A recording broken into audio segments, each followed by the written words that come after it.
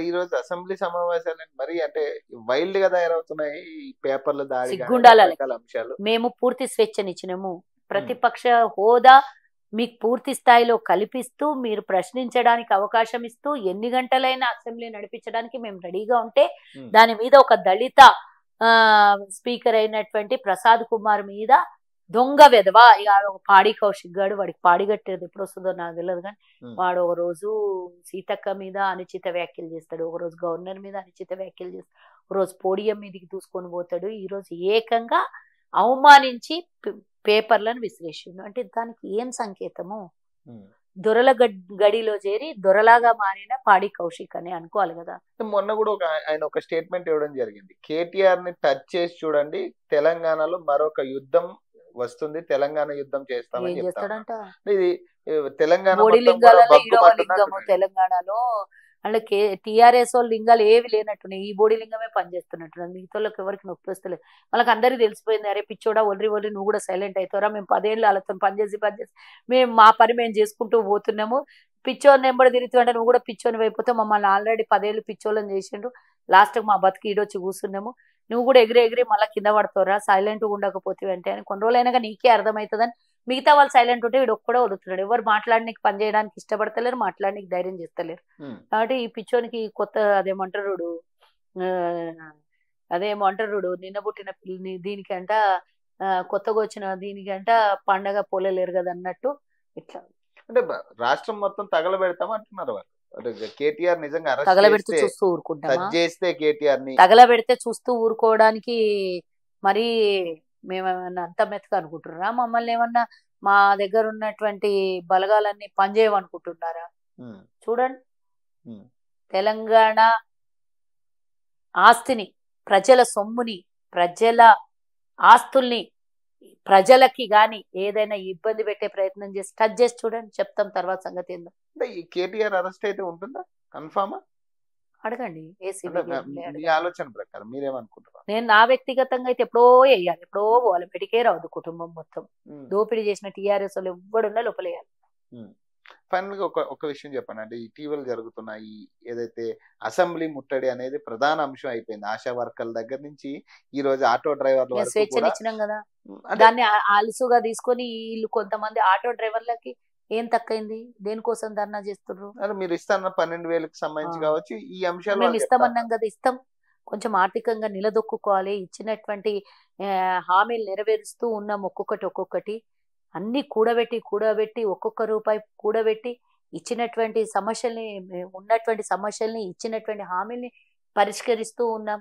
మేము ఏమన్నామా ఈ రోజు కూడా నా మాటలో మేము ఇస్తామన్న 12,000 ఇయ్యము, మోసం చేస్తాము, వాళ్ళకి దగా చేస్తాము అని మేము అనట్లేదు, ఇస్తాము అన్నాం. అది ఓన్లీ పథకమే, మీరు ధర్నా చేసేంత అవసరం ఏమున్నది? ఇదేమన్నా దోచుకొని తెలంగాణ ప్రభుత్వం మీకేమన్నా ఆటంకం కలిగిస్తే దానికి ధర్నా చేయాలి. మేము ఇస్తామన్న పథకాలకి మీరు వచ్చి మా మంత్రుల దగ్గర ఎమ్మెల్యే దగ్గర వినతి పత్రాలు ఇవ్వండి, అడిగే హక్కు ఉంది, మీరు ఏమన్నా సమస్యల్ని మాట్లాడుకునే హక్కు ఉంది.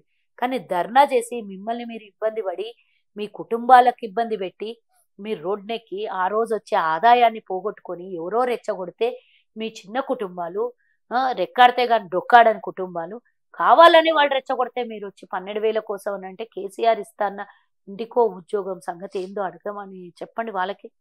ఆటో కార్మికుల్ని గతంలో పట్టించుకున్నారా? ఆర్టీసీ ఉద్యోగస్తుల్ని పట్టించుకున్నారా? ఇంటర్ విద్యార్థుల్ని పట్టించుకున్నారా? దళితుల్ని పట్టించుకున్నారా? మైనార్టీలను పట్టించుకున్నారా? నిరుద్యోగ యువతను పట్టించుకున్నారా?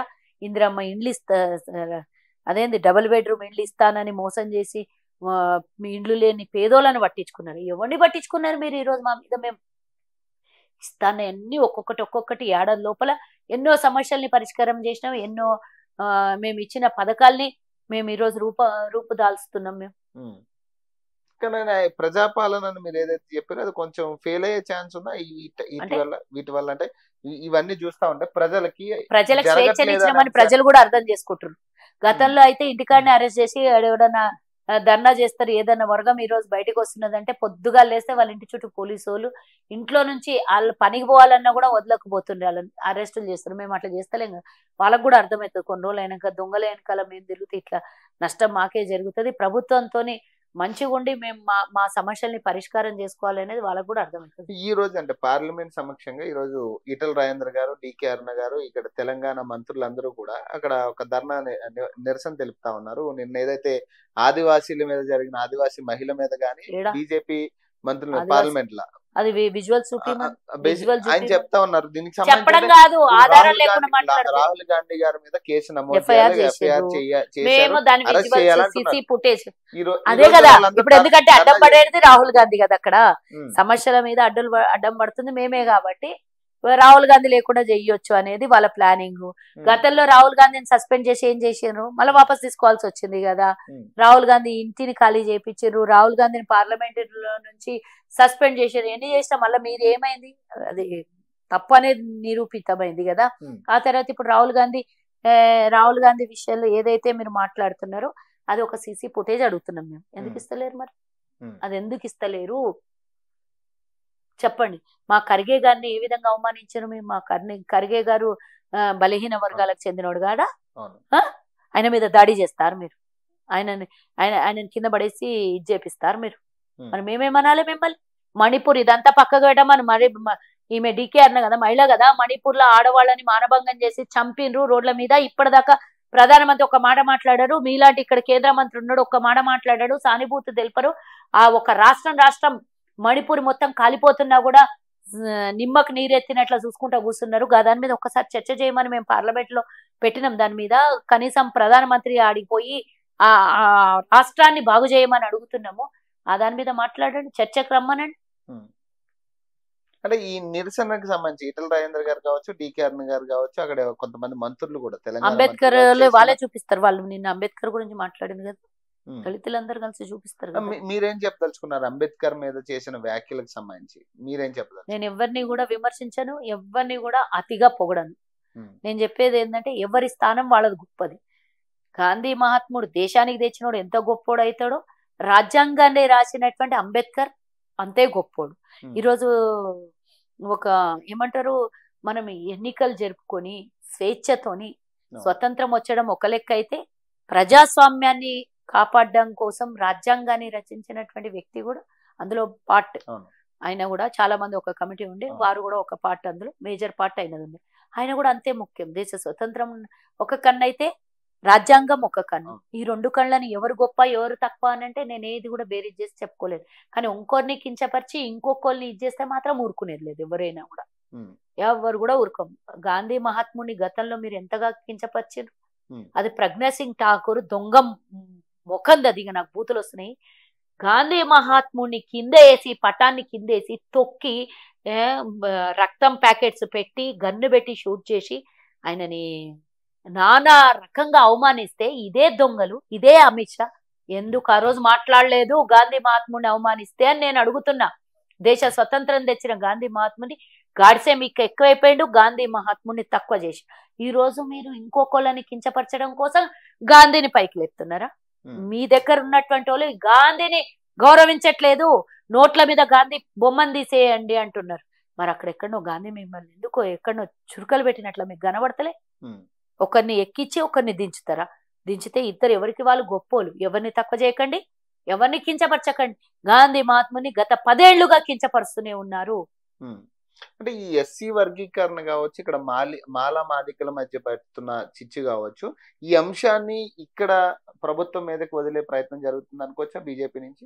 ఏం చేస్తారు అంటే అక్కడ అంబేద్కర్ ని తిట్టి ఇక్కడ మా మీద వదులుతారా? దళితులకు తెలియదా? ఇక్కడ కూడా దళితులను రెచ్చగొట్టే ప్రయత్నం జరుగుతుంది. కృష్ణ మాధవి గారు కావచ్చు, ఆయనకు 10 వచ్చింది కాబట్టి నిన్న అంబేద్కర్ ని అవమానించినప్పుడు మందకృష్ణ మాదిగ ఏడికి పోయిండు? మరి చేయమని ధర్నా పార్లమెంట్ ముట్టడి చేయమని, ఎంపీగా ఉన్నాడు కదా, మీ పార్టీలో నాయకులే కదా అన్నది. నా దగ్గర ఆన్సర్స్ లేవా? ఈ రోజు ఎక్కడ పోయింది మందకృష్ణ మాదిగ గొంతు? అంటే బేసిక్ ఇదంతా కూడా కావాలని రాజకీయంలో చేసే ఒక కుట్ర. తెలంగాణ రాజకీయాల విషయానికి ఎవరు చేస్తున్నారు? ఈ బీజేపీ వాళ్ళు కావచ్చు, లేదా అఫ్ కోర్స్ ఉంటది. ఆడ కేంద్రంలో లొల్లి చేస్తే గిడున్నోళ్ళు 2-3 సై తై సొయ్యి అనాలి. వాళ్ళకి మాట్లాడడానికి ఈ రోజు అసెంబ్లీలో సమావేశం అయ్యి చివరి రోజుగా మనకి ఏం పరిష్కారం చేసుకోవాలని అవి చేసుకోమనాలి. నిరసనలు తెలియజేసి బయట కూర్చుంటే మీరు ఎవరు మాట్లాడాలి? గడబడి చేస్తే అసెంబ్లీని రద్దు చేసేసి కామ్గా కూర్చుందామని. సమస్యలు పరిష్కారం కావద్దు, ప్రజలకు మేలు చేయొద్దు. అదే కదా మీకు ఫైనల్ ఒక్క విషయం చెప్పండి, కేటీఆర్ అరెస్ట్ విషయంలో మీరు ఏం చెప్పదలుచుకున్నారు? ఆ దుర్మార్గుడిని బయటికి రానియకుండా మొత్తం దాని వెనకాల ఉన్న ప్రతి ఒక్కళ్ళను కూడా, ఇది ఓన్లీ ఈ రేస్ కేసు ఒక్కటే కాదు, గతంలో చేసిన 10 ఏళ్లలో చేసిన దోపిడీ అన్నిటినీ కూడా బయటికి తీయాలి, ప్రజలకు చూపియాలి. కళ్ళకు కట్టినట్టు బీఆర్ఎస్ అంటే బల్సి కొట్టుకొని చచ్చి తెలంగాణ ప్రజల్ని దోపిడీ చేసిన పార్టీ అని చూపియాలి. Right, thank you.